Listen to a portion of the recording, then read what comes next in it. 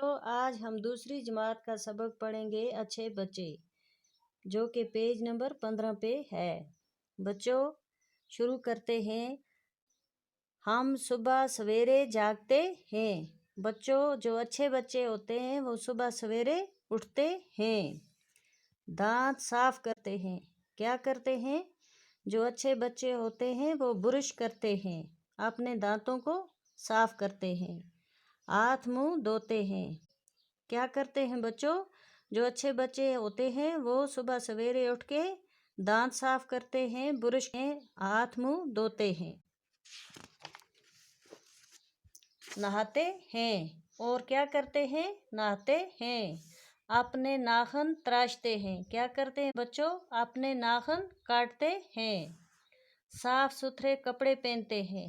जो अच्छे बच्चे होते हैं नहा धोकर साफ सुथरे कपड़े पहनते